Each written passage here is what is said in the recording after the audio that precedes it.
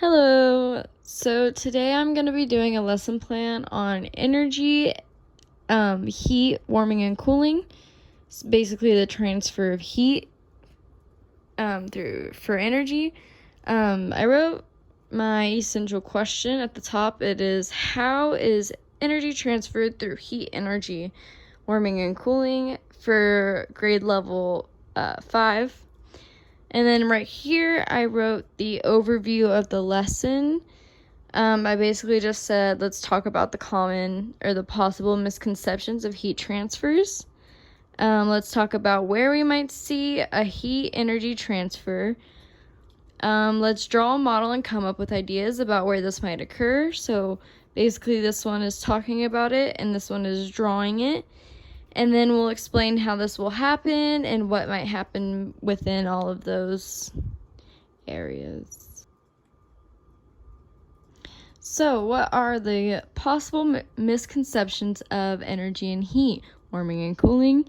This is just some that I got from this website, and it says energy is truly lost in most transformations. I would say that this is not true, that energy is not lost during transformations. It is simply transferred from one object to another, so it wouldn't be lost. It would be like more than half on the object that it was transferred to, but there would still be some left in the other object. And then we have 2, energy can be changed completely from one form to another without energy lost. I would say this is also another misconception, because if energy is in one object and completely moves to another, there will still be some energy that is lost in that. It wouldn't be completely moved to another object without there being some gone. So that's all for the misconceptions, and let's keep moving forward. Alrighty, so here we have some places that we might see heat transfers. Now, not all of these are correct.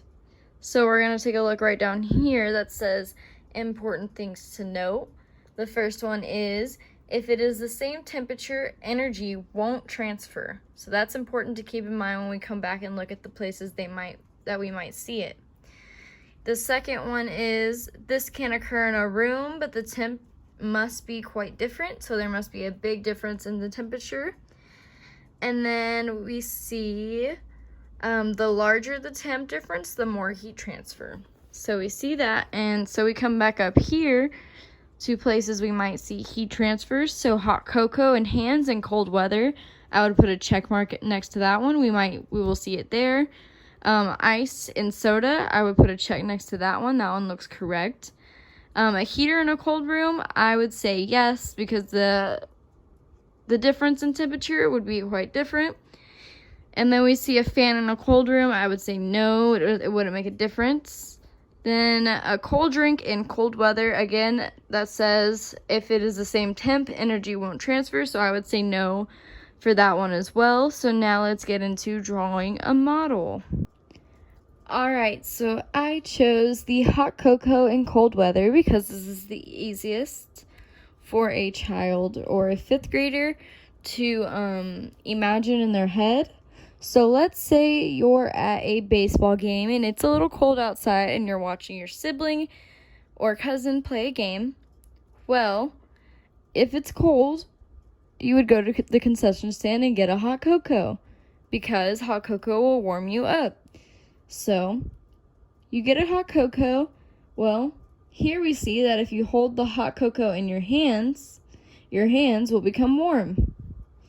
So, this happens because the hot cocoa will decrease in thermal energy.